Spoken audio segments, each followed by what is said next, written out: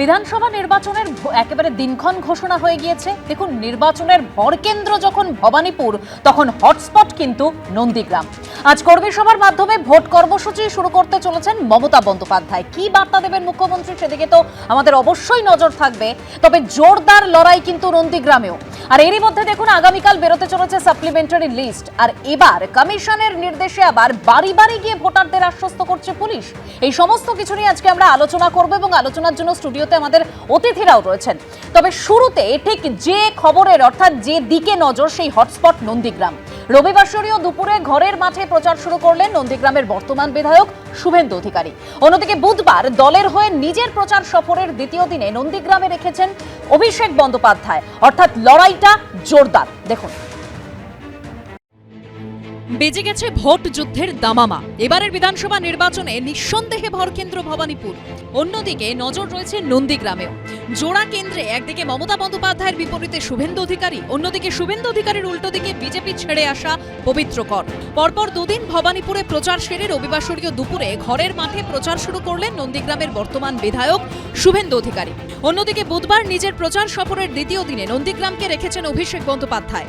ওই দিন সেখানে কর্মীদের নিয়ে বৈঠক করবেন। আপনারা যত বেশি করে নন্দীগ্রামের দায়িত্ব দেবেন, তত বেশি বেশি ভোটে ভবানীপুরে আবার মমতা ব্যানার্জিকে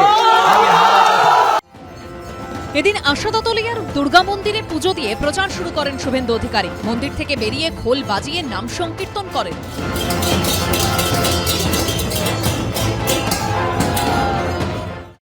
গতকাল ভবানীপুরের পর আজকে কিন্তু নন্দীগ্রামে প্রচার কার্য শুরু করলেন আনুষ্ঠানিকভাবে নন্দীগ্রামে বিজেপি প্রার্থী শুভেন্দু অধিকারী। তো চেয়েছিলাম মমতা ব্যানার্জি আরেকবার লড়ুক, কেন লড়লো না কেন জানি না। তৃণমূল প্রার্থী পবিত্র করের বাড়ির সামনে দিয়ে মিছিল যাওয়ার সময় চোর চোর স্লোগান তোলেন বিজেপি কর্মী সমর্থকরা।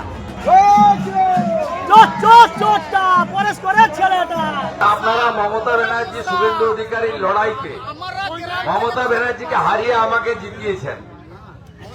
এরপরে যাদেরকে ওরা প্রার্থী করেছে, আমি তাদের প্রতি সম্মান রেখেই বলি, ওদেরকে ওদের বাড়ির লোক ছাড়া কেউ চেনে না। আমার বাড়িটাই পুরো নন্দীগ্রাম বিধানসভা। আমি মনে করি 100% আমরা জয়লাভ করব। নন্দীগ্রাম বিধানসভায় কোনো চ্যালেঞ্জ নেই, 30,000-এর ঊর্ধ্বে জয়লাভ করব।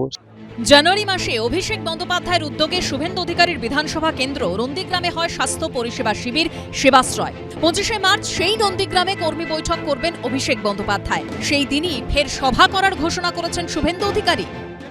আগামী 27শে মার্চ রামনবমীতে দেখা হবে, আগামী 25 তারিখে কর্মী সভায় দেখা হবে, আর আগামী 30 তারিখ মনোনয়ন জমা দেওয়ার দিন আপনারা সবাই আমার সাথে থাকবেন। এদিন সোনাচূড়ায় শহীদ বেদিতে প্রণাম করে পরিবারের সদস্যদের সঙ্গে দেখা করে তাদের সঙ্গেই দুপুরের খাবার খান শুভেন্দু অধিকারী। বিটন চক্রবর্তীর রিপোর্ট, এবিপি আনন্দ, পূর্ব মেদিনীপুর। একদিকে শুভেন্দু অধিকারী, অন্যদিকে বিজেপি থেকে তৃণমূলে যোগদান করা পবিত্র করকে তৃণমূল কিন্তু এবার প্রার্থী করেছে নন্দীগ্রাম থেকে। আর সেখানে অভিষেক বন্দ্যোপাধ্যায় বিশেষ নজর দিতে চাইছেন। আমি দেবনারায়ণ দার কাছে যাব শুরুতেই আলোচনার। দেবনারায়ণ দা, শুভেন্দু অধিকারী তিনি স্পষ্ট বলছেন, আপনি শুনলেন, এই প্রতিবেদনেই আমরা দেখালাম যে আমি তো চেয়েছিলাম মমতা বন্দ্যোপাধ্যায় আরেকবার লড়ুক, কেন লড়লো না আমি জানি না। এখন প্রশ্নটা হচ্ছে গতবারে কারা কে সত্যিকারে জিতেছিল, এই প্রশ্নটা কিন্তু এখনো রয়ে গেছে। কারণ আমরা 15 মিনিট আগে শুনলাম মমতা বন্দ্যোপাধ্যায় জিতে গেছে, 15 মিনিট মাঝখানে অফ, কারেন্ট অফ, 15 মিনিট পরে সেটা পাল্টে গেল। এইটা কিন্তু এখনো পর্যন্ত সুপ্রিম কোর্টে উঠল না। এখানে একবার একটু প্রথম দিকে উঠেছিল, পরে আর কোনো ব্যবস্থা নেই। কে জিতলো? একটা কথা বলে না, we suffer more often in imagination than in reality. Seneca বলেছিল, আমরা বেশি কল্পনার পরে ভর করি বাস্তব থেকে। সুতরাং আজকে শুভেন্দুর যতই বলুক, ধরুন নন্দীগ্রাম 1, নন্দীগ্রাম 2, প্রশ্ন হচ্ছে যিনি আজকে দাঁড়িয়েছেন সে যেখানে তার ফুট স্টেপ সেখানে অনেক বেশি। আজকে শুভেন্দু ওখানে যে জিততে পারবে এটা উনি জোর গলাও বলতে পারছেন না। আজকে যার জন্য দুটো ভর, ওখানে আবার ভবানীপুর। সুতরাং উনি বুঝছেন শেষ পর্যন্ত ওনার বিরোধী নেতৃত্বও চলে যাবে ওই দিলীপ ঘোষের কাছে। এখন এদিকে যাবে না ওদিকে যাব, কোনোটাই জিততে পারবেন না। এবারে জিতে দেখুক, দিন সেদিন নয়, আজকে সে সময় যেভাবে মমতা ব্যানার্জিকে চোরের মতো হারানো হয়েছিল কলকব্জা করে, সেটা সবাই জানে, সেই জিনিসটা এখনো পর্যন্ত ওঠেনি। সেই জন্য বলছি আজকে এবারে বুঝে দেখুক যে ঘরে উনি ওই 1900 ভোটে মাত্র জিতেছিলেন, সেটা 19,000। একদম। আমি রাজর্ষির কাছে যাবো। রাজর্ষি, মানে দেবনারায়ণদা বলতে চাইছেন যে তোমরা কল্পনার মধ্যে বাস করছো, বাস্তবটা কিন্তু অন্য। মানে যেখানে পবিত্র কর তিনি বলছেন যে 30,000-এর ঊর্ধ্বে ভোটে জয়লাভ করব, নন্দীগ্রামে কোনো চ্যালেঞ্জই নেই। প্রথম কথা আমি বলি, 2021 সালে নন্দীগ্রামের কাউন্টিংটা যে বাড়িটাতে হয়েছিল, যে অফিসটাতে হয়েছিল, সেখানে 5টা বিধানসভা কাউন্টিং হয়েছিল। 3টে তৃণমূল জিতেছিল, 2টো বিজেপি জিতেছিল। মহিষাদল থেকে আরম্ভ করে অনেকগুলো কনস্টিটুয়েন্সির কাউন্টিং হয়েছে। তার মধ্যে থেকে হঠাৎ করে বিজেপি একটাই, ওই নন্দীগ্রামটাই লোডশেডিং করে জিততে হলো, 1 নম্বর। 2 নম্বর হচ্ছে যে মমতা বন্দ্যোপাধ্যায় অপটিক্স ক্রিয়েট করার জন্য কালো শালটাকে কোটের মতন করে একটা চাপিয়ে নাটক করে সুপ্রিম কোর্টে গিয়ে একটা নাটক করার চেষ্টা করলেন, সুপ্রিম কোর্টের চিফ জাস্টিসের কাছে একটা ধ্যাতানি খেলেন, আর নিজের কেসের জন্য মমতা বন্দ্যোপাধ্যায় একবারের জন্য অ্যাপিল করলেন না কেন? মমতা বন্দ্যোপাধ্যায়ের দলে কল্যাণ ব্যানার্জি কোটি কোটি টাকা খরচ করে কেষ্টকে বাঁচানোর জন্য কপিল সিব্বল, অভিষেক মানু সাংভির যাচ্ছে, তাদেরকে দিয়ে নিজের নন্দীগ্রামের কেসটাকে সুপ্রিম কোর্টে পুট আপ করালেন না কেন? হাজিরা দিলেন না কেন যে আমার বিচার চাই, বিচার চাই? কারণ মমতা ব্যানার্জি নিজেও জানতেন মমতা ব্যানার্জি হেরে গেছেন। আরে মিডিয়াকে বলে দিয়ে তাকে একটা বলে দিলাম যে মমতা ব্যানার্জি জিতে গেছে। ইলেকশন কমিশন তো কোথাও ঘোষণা করেনি যে মমতা ব্যানার্জি জিতে গেছিল। এগুলো হচ্ছে অপটিক্স ক্রিয়েটের নাটক। দ্বিতীয় কথা, ভবানীপুর 2014 সালে মমতা বন্দ্যোপাধ্যায় লোকসভার নির্বাচনে ভবানীপুর অ্যাসেম্বলিটা তথাগতদার কাছে হেরে গেছিলেন। যতবার লোকসভা হয় মমতা বন্দ্যোপাধ্যায় 63 নম্বর, 70, 71, 72, 73, 74 এগুলোতে না পিছিয়ে পড়েন, লিড পান না। 77 হচ্ছে একটাই, যেটা ওনাকে শিবরাত্রের মতন এরকম শস্যের তোলে, 77 আর 82। আর এবার 77 তো জয় মা কালী, জয় বাঙালি হয়ে গেছে। মানে রাজর্ষি লোকসভা ভোটের মানে রাজর্ষি লোকসভা ভোটের ফলাফলটা তো তোমাদের মনে আছে নিশ্চয়, প্রসঙ্গ যখন তুমি তুললে 18 হয়ে গিয়েছিলে তোমরা। আমরা মানে 18 হয়ে গিয়েছিলে তোমরা। 18 ছিলাম, 12 হয়ে গেছিলাম। 2019 মমতা বন্দ্যোপাধ্যায় 9 থেকে 1 হয়ে গেছিল। 2004 সালে 1। আবার এগুলো কোনো বড় ব্যাপার না। আর মমতা বন্দ্যোপাধ্যায় আগে যাদবপুরে হেরেছেন, 89 সালে যাদবপুরে হেরেছেন। আবার মমতা বন্দ্যোপাধ্যায় আনডিফিটেড, জীবনে কোনোদিন হারেনি। এ ধরনের ভুলভাল ন্যারেটিভ তৈরি করে লাভ নেই। 89 হেরেছে মালিনী দেবীর কাছে, যাদবপুরে। তারপরে হেরেছেন তথাগত রায়ের কাছে 2014 সালের লোকসভার পরিপ্রেক্ষিতে ভবানীপুর। আবার হেরেছেন শুভেন্দু অধিকারীর কাছে 1956-তে। আবার হারবে, এবার তো ভবানীপুরে আবার হারবে। তাই জন্য ববি হাকিমকে নিজের কনস্টিটুয়েন্সি ছেড়ে বলছে ভবানীপুর দেখো, কলকাতা কোন দেখতে হবে না, ভবানীপুর দেখো।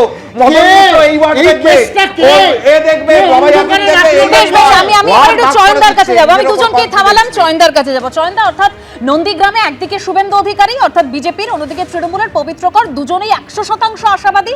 তো সেক্ষেত্রে বামেদের কি স্ট্র্যাটেজি ওই নন্দীগ্রাম? আমাদের ওখানে প্রার্থীর নাম শান্তিগিরি, কারণ শান্তিগিরি সিপিআই এর প্রার্থী ওখানে লড়ছেন। মুশকিলটা হচ্ছে যে এখানে তৃণমূল বনাম তৃণমূলের লড়াইটাই আমাদের কাছে চোখে পড়ছে আর কি।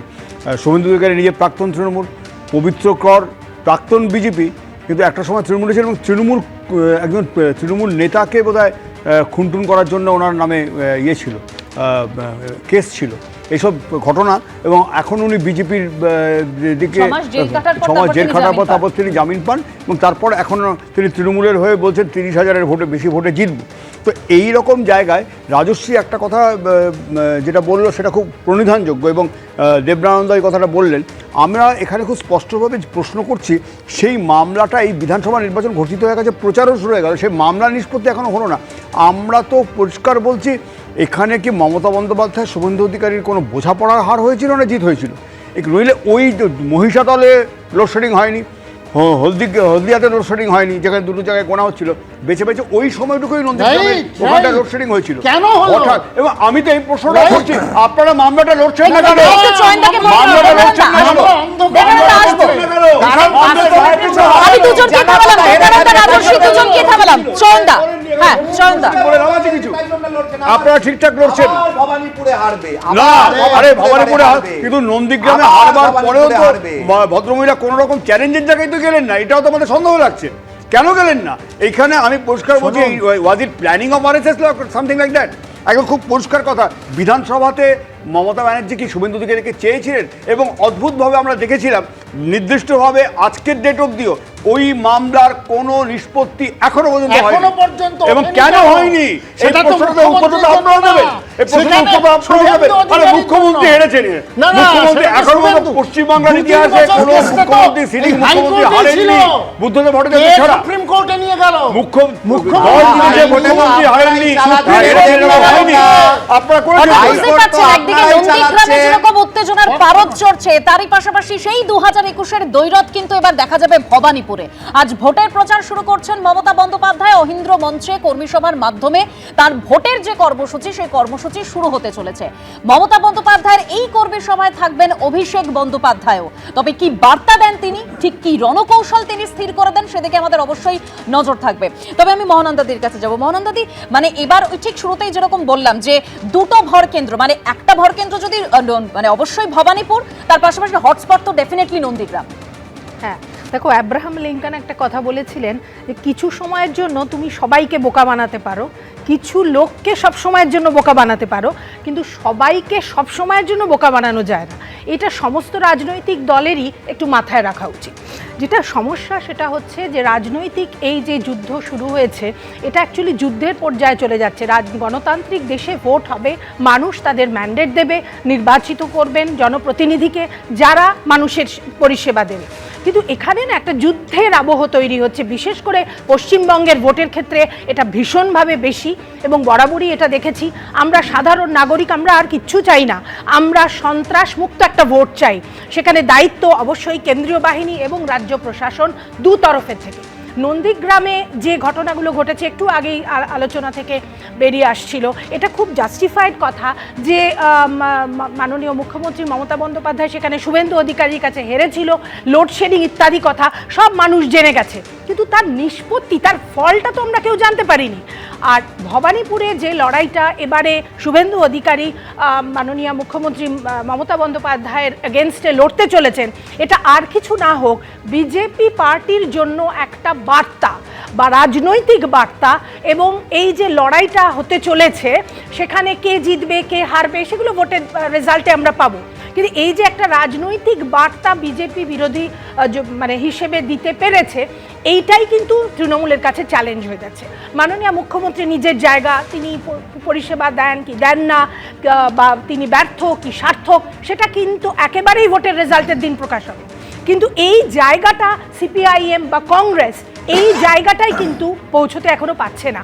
বাংলার রাজনীতিতে এইটাই কিন্তু আমার মনে হয় সবথেকে একটা বৈচিত্র্যপূর্ণ ব্যাপার হয়ে যাচ্ছে। যে বাংলাতে আমরা দেখেছি কংগ্রেসের শাসন, সিপিআইএমের শাসন, সেখানে 2019 থেকে বিজেপি উঠে এসেছে, কাজে এতগুলো নির্বাচনও হয়েছে, তাদের উঠে আসা সেটাও তো মানুষের ম্যান্ডেটেই, এটাও মনে রাখতে হবে। যতই আমি সরিয়ে রাখলাম যে মানে ভোটে ম্যানিপুলেশন হয়, ভোট চুরি হয়, ব্যালট চিবিয়ে খাওয়া হয়, কিন্তু এই ব্যাপারগুলো কিন্তু রাজনৈতিক তাৎপর্য তৈরি করছে। এবং এই জন্যই বালিগঞ্জ, ভবানীপুর এবং নন্দীগ্রাম দুটোই নিশ্চয়ই গুরুত্বপূর্ণ, কারণ দুজন হেভিওয়েট নেতা নেত্রী। একদম, এই দুটো দিকে আমাদের নজর থাকবে, কারণ মমতা বন্দ্যোপাধ্যায় কর্মী সভা দিয়ে শুরু করছেন তার প্রচার কর্মসূচি, কিন্তু আসল বিষয় হলো রাজনৈতিক দলগুলির মধ্যে লড়াই হয় ঠিকই, মানুষের কথা তারা কারা মনে, সেই কথা কারা মনে রাখে, সেই উত্তরটা আমাদের সত্যিই জানা নেই। আর কিছুক্ষণের মধ্যেই অহিন্দ্র মঞ্চে কর্মী সভা দিয়ে তার প্রচার কর্মসূচি বা ভোট কর্মসূচি যেটা শুরু করতে চলেছেন মমতা বন্দ্যোপাধ্যায়। একবার সরাসরি আমাদের প্রতিনিধির সঙ্গে কথা বলবো, আমাদের প্রতিনিধি অর্ণব মুখোপাধ্যায় রয়েছেন সেখানে। অর্ণব, দেখো, আজকে মমতা বন্দ্যোপাধ্যায় ভবানীপুর যে বিধানসভা কেন্দ্রের তিনি হচ্ছেন তৃণমূল কংগ্রেসের প্রার্থী, এবং তার আজকে হচ্ছে কর্মী সভা, সেটা হচ্ছে চেতলার অহিন্দ্র মঞ্চে। ইতিমধ্যেই যে কাউন্সিলররা রয়েছেন এখানকার, তারা ইতিমধ্যেই ঢুকতে শুরু করেছেন, এবং এখানকার অন্যতম নেতা ফিরহাদ হাকিম তিনিও ইতিমধ্যে প্রবেশ করেছেন। আরও যারা আসছেন কর্মী সমর্থকরা, তারা আসতে শুরু করে দিয়েছেন। আজ থেকেই কিন্তু মমতা বন্দ্যোপাধ্যায় কর্মী সভার মাধ্যমে এই ভবানীপুর কেন্দ্রে তার যে কর্মসূচি সেটা তিনি চালু করলেন। এরপরে আমরা জানি যে তার উত্তরবঙ্গে যাওয়ার কথা রয়েছে, আরও বেশ কিছু কর্মসূচি রয়েছে, কিন্তু এই কর্মসূচির শুরুর দিনটা তিনি অন্তত শুরু করলেন তার এই ভবানীপুর কেন্দ্রের মাধ্যমেই। এখানে তোমাকে দেখিয়ে দেবো যে মমতা বন্দ্যোপাধ্যায়ের প্রোগ্রাম, স্বাভাবিকভাবে তৃণমূল নেত্রীর এই যে কর্মসূচি, তার জন্য কিন্তু ইতিমধ্যেই নিরাপত্তার বন্দোবস্ত করা হয়েছে এবং ফিরহাদ হাকিম যেমনটা জানাচ্ছিলাম তিনি এসে ইতিমধ্যেই উপস্থিত হয়েছেন, এবং বিভিন্ন কাউন্সিলররা তারা কিন্তু আসতে শুরু করেছেন, তাদের সঙ্গে কর্মী সমর্থকরা তারা আসতে শুরু করেছেন। 7টার সময় এই কর্মসূচি শুরু হবে, মমতা বন্দ্যোপাধ্যায় আসবেন 7টার সময়। তো স্বাভাবিকভাবে আজকের এই কর্মসূচির কিন্তু যথেষ্ট গুরুত্ব রয়েছে, তার কারণ এই কেন্দ্রে আমরা আমাদের নজর থাকবে মমতা বন্দ্যোপাধ্যায় ঠিক কি বার্তা দেন। 7টার সময় এই কর্মী সভা শুরু হতে চলেছে, কিন্তু তারই মধ্যে আগামীকাল আবার সাপ্লিমেন্টারি লিস্টও বেরোবে। কালই বেরোচ্ছে সাপ্লিমেন্টারি লিস্ট, জেলা নির্বাচনী আধিকারিকদের থেকে পৌঁছে যাবে লিস্ট শুক্রবার পর্যন্ত। এখনো পর্যন্ত যা তথ্য, যে কমিশনের হাতে এসেছে 40,000 বুথের তালিকা, আর শুক্রবার পর্যন্ত 27,30,000 বিবেচনাধীনের নিষ্পত্তি হয়েছে বলেই কমিশন সূত্রে খবর। আর কি খবর আমরা জানবো আমাদের প্রতিনিধি রুমা পালের কাছ থেকে। রুমা, দেখো, সোমবার বিকেলেই বেরোবে এক সাপ্লিমেন্টারি লিস্ট। চূড়ান্ত তালিকা যেভাবে প্রকাশিত হয়েছিল ঠিক সেভাবেই প্রকাশ পাবে সেই লিস্ট। জেলায় জেলায় যাবে জেলা নির্বাচনী আধিকারিকদের কাছে, এবং সেখান থেকে বুঝে বুঝে টানিয়ে দেওয়া হবে সেই তালিকা। এবং সব থেকে বড় কথা হচ্ছে যে এই লিস্ট, যেমন এখনো পর্যন্ত জানা যাচ্ছে যে 27 লক্ষেরও একটু বেশি যে সমস্ত নিষ্পত্তি হয়েছিল, এবং সেখানে 40,000 বুথের যে সাপ্লিমেন্টারি তালিকা শুক্রবার পর্যন্ত এসেছিল, এবং বাদের তালিকায় এখনো পর্যন্ত যা খবর 10 লক্ষ। এবং সেক্ষেত্রে যেটা ফাইনালি সাপ্লিমেন্টারি লিস্ট হবে সেটাই কিন্তু কমিশন জানাবে যে আদপে কতজন বাদ পড়লো এবং কতজনের নিষ্পত্তির মধ্যে এলেন। যে সোমবার যখন একটা প্রথম সাপ্লিমেন্টারি লিস্ট বেরোবে, এবং আগামীতে এই সপ্তাহে যে যাদের নাম ডিলিটেড তাদের নামের পাশে কি সেটা লেখা থাকবে? দেখুন, অবশ্যই যেটা যাদের নাম ডিলিটেড হবে অবশ্যই তারা জানতে পারবেন যে নাম কিভাবে বাদ যাচ্ছে। ডিলিটেড তো অবশ্যই লেখা থাকবে, এবং সেক্ষেত্রে যারা ডিলিটেড থাকবেন, ইতিমধ্যে জানা গেছে যে নির্বাচন কমিশন কিন্তু কোর্টের নির্দেশ অনুযায়ী কিন্তু এক নোটিফিকেশনও জারি করেছে, ট্রাইব্যুনাল গঠন করা হবে। তবে সেই ট্রাইব্যুনাল গঠন করতেও কিন্তু একটু সময় লাগবে। তবে তারই মধ্যে জানিয়ে রাখি যে কালকে যখন সাপ্লিমেন্টারি লিস্ট আসবে, সেই নিরাপত্তার বিষয়টাও কিন্তু মুখ্য নির্বাচনী আধিকারিকের দপ্তর বিষয়ে ভীষণ সতর্ক রয়েছে। কারণ যে 705 জন যেখানে জুডিশিয়াল অফিসাররা এই বিষয়টা দেখছেন, যেখানে ইলেকশন কমিশনের গাইডলাইন মেনে কাদের নাম থাকবে কাদের নাম থাকবে না, সেক্ষেত্রে তাদের নিরাপত্তার বিষয়টাও কিন্তু সুনিশ্চিত করতে বাহিনীর সংখ্যাও বাড়ানো হচ্ছে, নজরদারিও বাড়ানো হচ্ছে। এখন দেখা যাক কালকে যখন পুরো ফাইনাল সাপ্লিমেন্টারি লিস্ট আসবে, আদপে কতজনের লিস্ট নাম থাকছে এবং কতজন বাদ পড়ছে, কমিশন তখনই জানাতে পারবে। ধন্যবাদ রুমা। আমি এখান থেকে শুরুতেই মনন্দাদির কাছে যাব। মনন্দাদি, মানে রাজনৈতিকভাবে প্রচার চলছে বিভিন্ন কেন্দ্রে, সেই ছবি আমরা প্রতি মুহূর্তে তুলে ধরছি, কিন্তু 60 লক্ষের ভাগ্য এখনো ঝুলে রয়েছে। তারা জানেন না তারা আদতে ভোটটা দিতে পারবেন কিনা। একটা গণতান্ত্রিক দেশে এটা সত্যি একটা খুব দুর্ভাগ্যজনক ব্যাপার।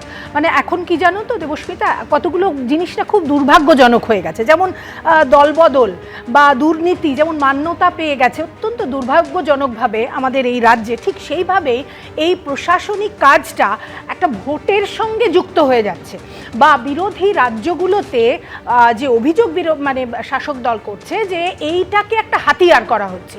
এই যে এত মানুষের নাম বাদ যাবে, তাদের মধ্যে একটা আশঙ্কা, নথি আছে কি নেই, সেই নথিটা ঠিকমতো কিনা সেটা বিবেচনা করা, সব মিলিয়ে মানুষের মনে একটা ভীতি, আশঙ্কা। এবং আমরা দেখেছি আমাদের কতজন সহনাগরিক তারা মারা গেছেন, এই কাজ করতে গিয়ে কত মানুষ মারা গেছেন।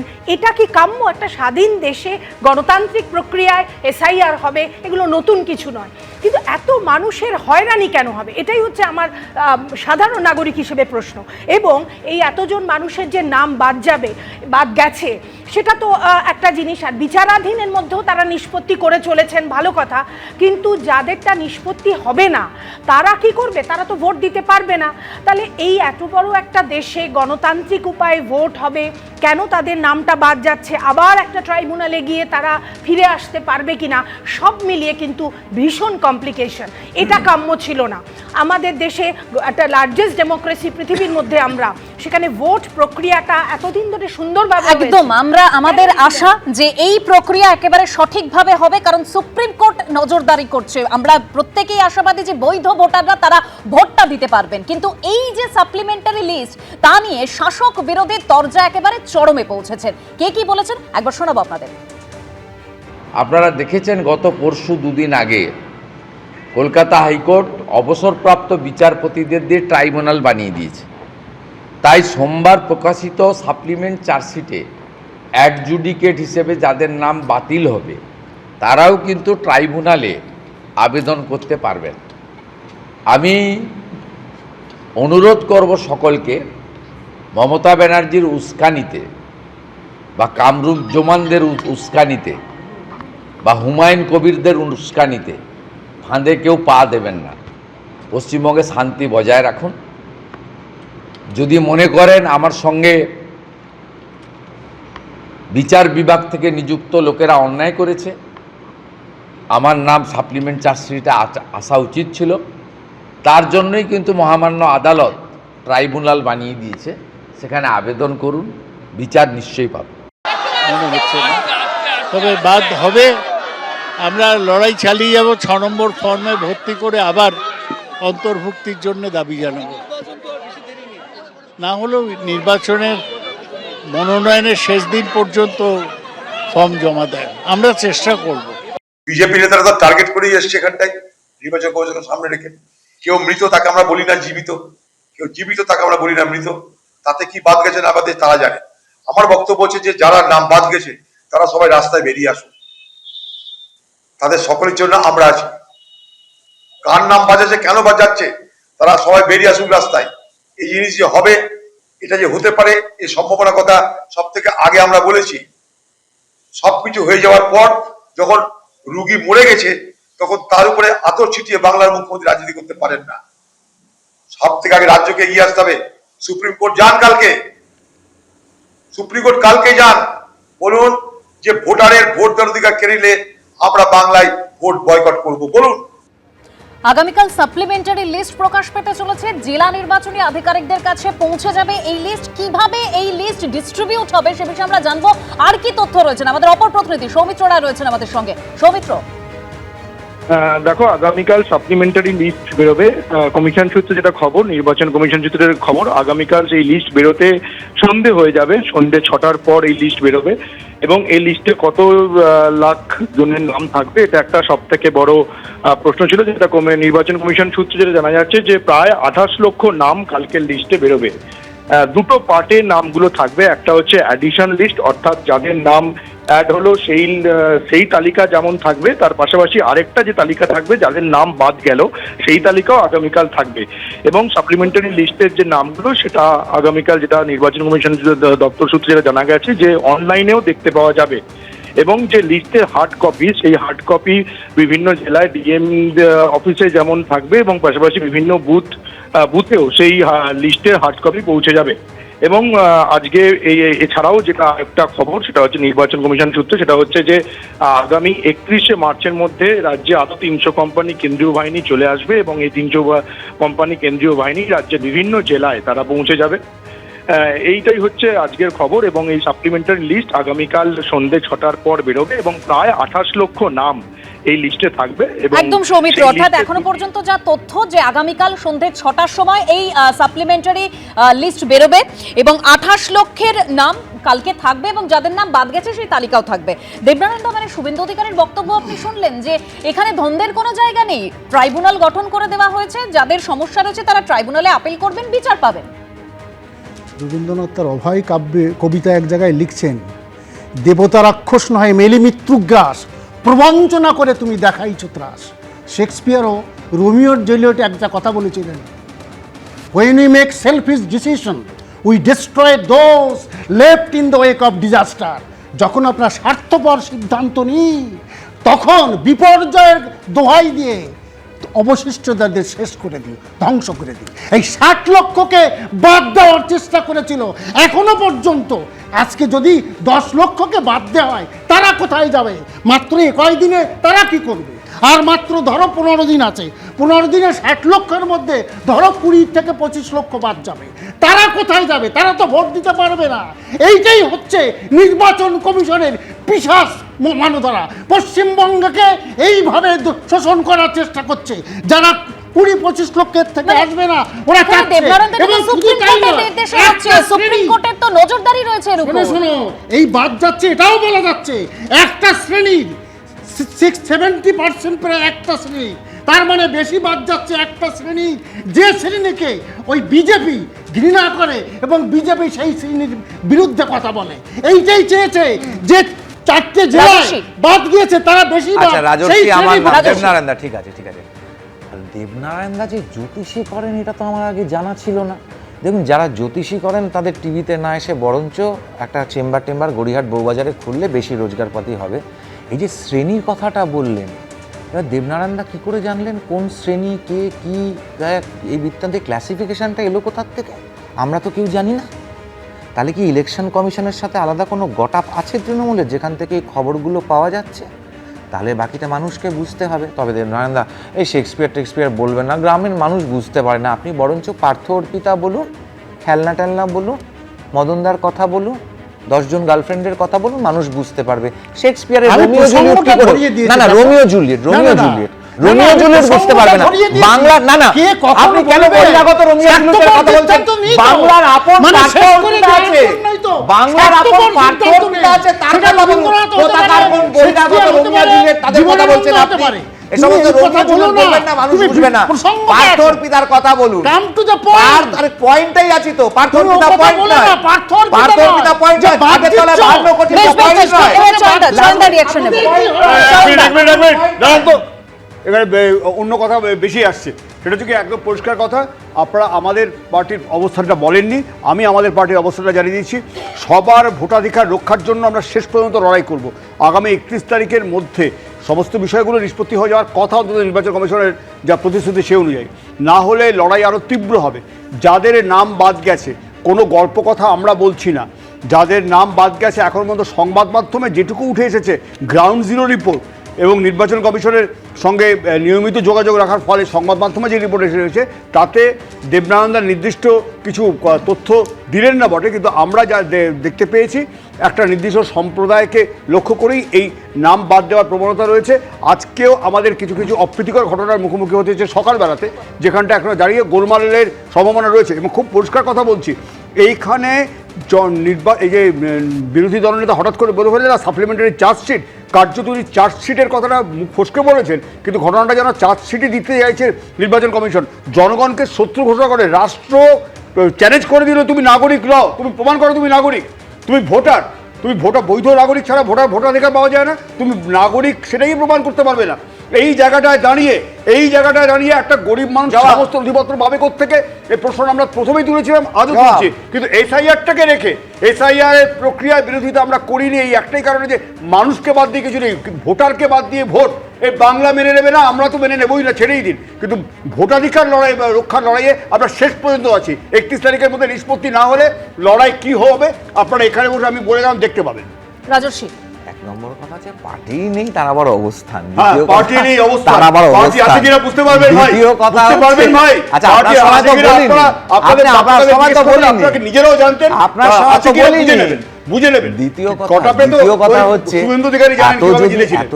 এত যদি দরদ থাকে তাহলে পরে কলিমুদ্দিন শামসের কাছে তো টোটাল ডেটাটা আছে, ওনার বাড়িতে যান। 84 সালের পরে কত খাদ্যমন্ত্রী কাদেরকে ঢুকিয়েছিলেন অবৈধ অনুপ্রবেশ করে রেশন কার্ড দিয়ে, তার ডেটাটা বার করলেই বুঝে যাবেন তাদের নাম বিজেপি ছিল, তাহলে রেশন কার্ডের সংখ্যা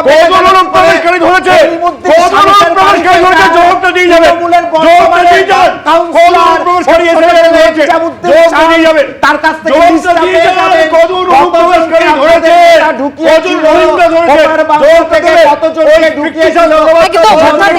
সাপ্লিমেন্টারি লিস্ট বেরোবে আগামীকাল 28 লক্ষের নাম থাকবে সেরকম কমিশন সূত্রে খবর পাওয়া যাচ্ছে। তবে ভোটাররা যাতে সুষ্ঠুভাবে ভোটটা দিতে পারে এবং সেই সুষ্ঠু ভোট করাতে এবার পুলিশ সুপার ও পুলিশ কমিশনারদের মাঠে নামালো নির্বাচন কমিশন। কমিশনের দেওয়া 6টি বার্তা নিয়ে থানায় পৌঁছে গেলেন এসপি ও সিপিরা। দেখুন।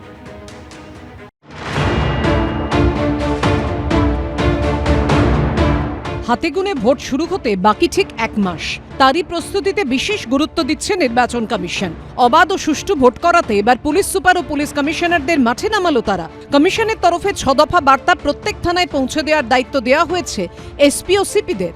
তাতে বলা হয়েছে নির্বাচন কমিশনের লক্ষ্য হল হিংসা মুক্ত, ভয় মুক্ত, প্ররোচনা মুক্ত, ছাপ্পা মুক্ত নির্বাচন। এবং কমিশনের তরফে নির্দিষ্ট করে আরও বলা হয়েছে বুথ জ্যামিং এবং সোর্স জ্যামিং যেন কোনোভাবেই না হয়। কেন্দ্রীয় বাহিনীর কাছে এই নির্দেশিকা স্পষ্টভাবে পৌঁছে দেওয়ার জন্য নির্দেশ দেওয়া হয়। এরপরে কলকাতা থেকে জেলা দিনভর থানায় থানায় ঘুরে বৈঠক করতে দেখা গেল পুলিশ সুপার ও কমিশনারদের।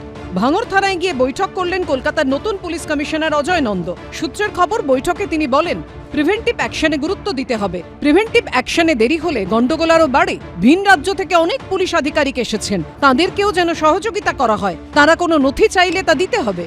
পলিটিক্যাল ক্লাস তো হয়তো আগে এরকম হিস্ট্রি আছে, বাট ওটাই তো আমাদের ও তো ইনশিওর করতে হবে কি ওরকম গন্ডগোল না হয়। তো যে গন্ডগোল নিয়ে হবে ওখানে পুলিশ গিয়ে ব্যবস্থা নেবে। অলরেডি এখানে সিএপিএফ চলছে, 3 কোম্পানি দেওয়া হয়েছে, ঠিক আছে। আরও শুনেছি এক্সট্রা বাড়তি ফোর্স আসবে। এছাড়া আমাদের যত পুলিশ অফিসার আছেন ওনারা ঘোরাঘুরি করছেন, ঠিক আছে। তো প্রিভেন্টিভ অ্যাকশন নেওয়া হচ্ছে। তো যদি কোথাও এরকম হয় তাহলে আমরা ওটা ওইভাবে শক্তভাবে ডিল করব। সূত্রের খবর, কলকাতার পুলিশ কমিশনার বাহিনীকে বোঝান এবং জানান যে তারা 100% করতে পারবেন কিনা জানা না থাকলেও তারা যে চেষ্টা করবেন সেই বিষয়ে ঝাঁপিয়ে পড়তে হবে সবাইকে। রবিবার বাগুইহাটি লেকটাউন ও এয়ারপোর্ট থানায় যান বিধাননগর পুলিশ কমিশনারেটের পুলিশ কমিশনার মুরলীধর। বাগুইহাটি থানায় পুলিশ আধিকারিকদের সঙ্গে বৈঠক করেন তিনি। থানার ওসি এবং যারা অফিসাররা ছিল তাদেরকে প্রত্যেককে ওদেরকে বলে দেওয়া হয়েছে ইলেকশন কমিশনের এই ছোটা অবজেক্টিভ আমাদেরকে অ্যাচিভ করতে হবে এবং এটার ক্ষেত্রে আমাদের যা যা স্ট্র্যাটেজি, যা যা প্ল্যানিং করার কথা, যা যা স্টেপ নেওয়ার কথা সেটা আমরা ডিটেলে আলোচনা করেছি এবং এসিপি ডিসিপি ওনারাও ছিলেন। থানার পুরো টিমটাকে এটা বোঝানো হয়েছে। এদিন বারুইপুর, সোনারপুর ও নরেন্দ্রপুর থানায় পৌঁছে যান ডিআইজি প্রেসিডেন্সি রেঞ্জ কঙ্কর প্রসাদ বারুই। পুলিশ আধিকারিকদের সঙ্গে বৈঠক করেন তিনি। প্রত্যেক অফিসারকে আমরা অ্যাওয়ার করছি রিগার্ডিং ইলেকশন, কি করণীয়, কি করতে হবে, কি প্রিপারেশন নিতে হবে, সেগুলোর উপর একটা অ্যাওয়ারনেস। এবং ইলেকশন কমিশনের যে ভোটও সেটা সব অফিসার থেকে হোমগার্ড সবার মধ্যে যেন সবাই যেন অ্যাওয়ার থাকে। নির্বাচন কমিশনের এই তৎপরতায় কি আশ্বস্ত হতে পারছে রাজনৈতিক দলগুলো? ভোট মানুষ দেবে, অতএব মানুষের উপরেই আমরা আস্থাশীল। এসব কিছু আমাদের কিছু যায় আসে না। আরো হাজার হাজার লক্ষ লক্ষ বাহিনী নামাক, ভোট মানুষ দেবে। ভিন রাজ্য থেকে ইতিমধ্যেই রাজ্যে এসে পৌঁছেছেন পর্যবেক্ষকরা। বিভিন্ন থানা এলাকায় ঘুরে ঘুরে দিনভর পরিস্থিতির ওপর নজর রাখছেন পুলিশ অবজারভার, জেনারেল অবজারভার ও এক্সপেন্ডিচার অবজারভাররা। বিভিন্ন থানায় আধিকারিকদের সঙ্গে কথা বলার পাশাপাশি ভোটারদের সঙ্গেও কথা বলছেন তারা। পার্থপ্রতিম ঘোষ, সমীরণ পাল ও সুনীত হালদারের রিপোর্ট, এবিপি আনন্দ। দেখুন, আমরা দেখেছি মুখ্য নির্বাচন কমিশনার জ্ঞানেশ কুমার তিনি এসে এই কথা বলে গিয়েছেন যে পশ্চিমবঙ্গে অবাধ ও শান্তিপূর্ণ ভোট হবে। এবং আমরা কি দেখলাম, ভোট ঘোষণা হওয়ার পর একদম 72 ঘন্টার মধ্যে একদম পুলিশ মানে প্রশাসন থেকে পুলিশের শীর্ষ আধিকারিকদের সরিয়ে দেওয়া হলো। মানে লক্ষ্য একটাই, এই শান্তিপূর্ণ ভোট করানো। আমি মহানন্দাদির কাছে আসবো। মানে মহানন্দাদি, একদিকে তো থানায় থানায় গিয়েছেন মানে শীর্ষস্থানীয় আধিকারিকরা পুলিশের একদম, তার পাশাপাশি ভোটারদের সঙ্গে গিয়ে কথা বলেছেন। যে ছবি আমরা প্রার্থীদের ক্ষেত্রে দেখতে পাই, তারা বাড়ি বাড়ি গিয়ে ভোটারদের সঙ্গে কথা বলেন। এবার পুলিশ পৌঁছে গেল একদম দুয়ারে। হ্যাঁ দেখো, এগুলো খুবই আশাপ্রদ ঘটনা, কিন্তু মুশকিল হচ্ছে যে খারাপ লাগে বাংলার মানুষ হিসেবে যে যে পলিটিক্যাল ভায়োলেন্সে পশ্চিমবঙ্গ এত এগিয়ে থাকে।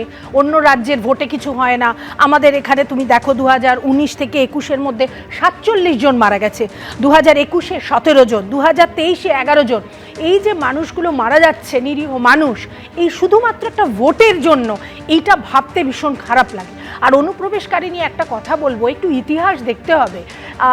অ্যাকচুয়ালি স্বাধীনতার পরবর্তীকালে আমরা ডেটা থেকে দেখেছি যে অনুপ্রবেশকারী যতজন এসেছে তার ম্যাক্সিমাম তারা কিন্তু হিন্দু ধর্মাবলম্বী, যার জন্য বাংলা অনুপ্রবেশকারী নয়। I strongly object. অনুপ্রবেশকারী ভাই, অনুপ্রবেশকারী মানে হচ্ছে যারা কখনো অনুপ্রবেশকারী নয়, তারা ধর্মে আশ্রয় নিয়েছেন। আমি কিচ্ছু বলাচ্ছি না, স্ট্রংলি। আমি সবাইকে থামালাম। মহানন্দাদি, অনুপ্রবেশকারী লিটারাল ওয়ার্ডটা বুঝতে হবে। হিন্দু মুসলমান বললে চলবে না, তোমাকে ডেটা দেখতে হবে। হিস্ট্রি বলছে যে ম্যাক্সিমাম, সেটা তো অন্য ব্যাপার, কিন্তু অনুপ্রবেশের নির্বাচিত হয়েছে সেখানে অনুপ্রবেশ কোথা থেকে আসছে, যেখানে গান্ধীজির বক্তব্য আছে, তারা ম্যাক্সিমাম হিন্দু, এবং যারা কিছু যদি মুসলমান ওখান থেকে এসেও থাকে, তোমরা কিছুদিন আগে দেখোনি, তারা তো নিজে থেকেই এখন চলে যেতে চাইছে, তাদের সংখ্যা তো খুব বেশি নয়।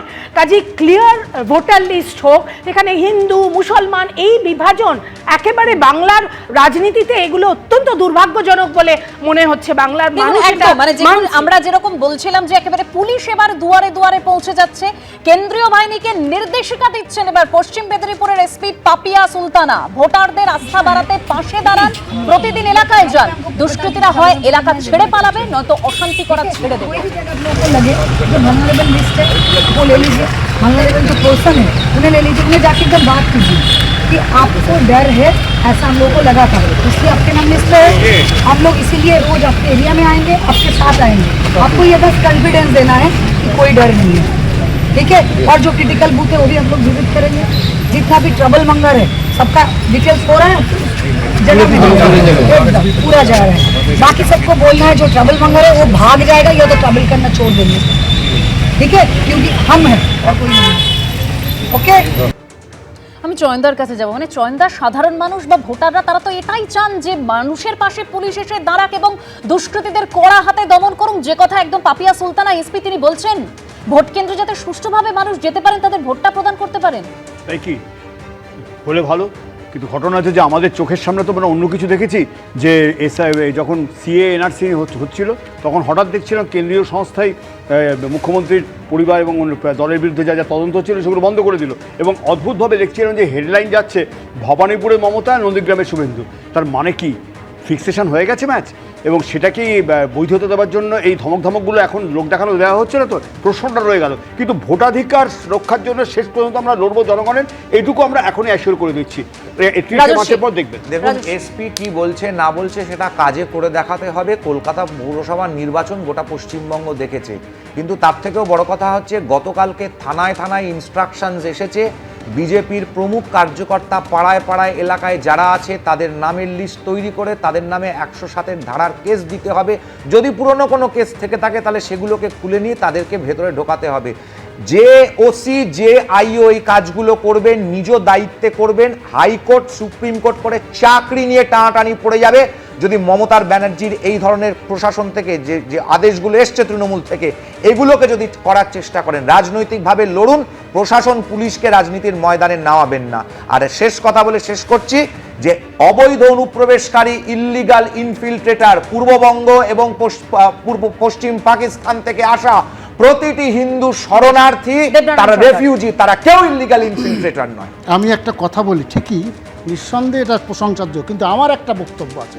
একটু আগে শুভেন্দু অধিকারী একটা বাইট দেখালেন, কালকে লিস্ট বেরোবে, যারা থাকবে না এই তৃণমূল এদেরকে প্রণোদনা দেবে, সুশ্রুড়ি দেবে, এরা রাজায়। তার মানে উনি তো ইন্ডিউস করছেন।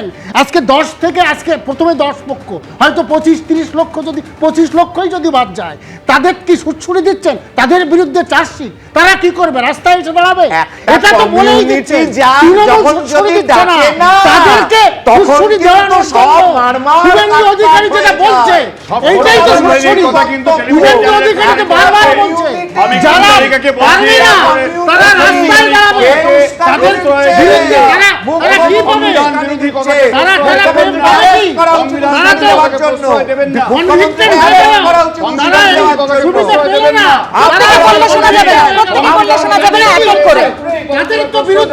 রাজনৈতিক লড়াই তো চলে, কিন্তু আমরা যারা সাধারণ ভোটার আমরা প্রত্যেকে চাই আমরা নিজেদের বাড়ি থেকে বেরিয়ে সুষ্ঠুভাবে বুথে পৌঁছে ভোটটা দিতে, সেটা যেন এই 2026-এর ভোটে আমরা লক্ষ্য করতে পারি।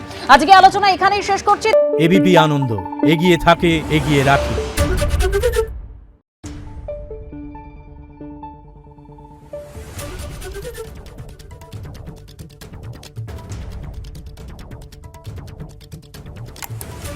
Thank you.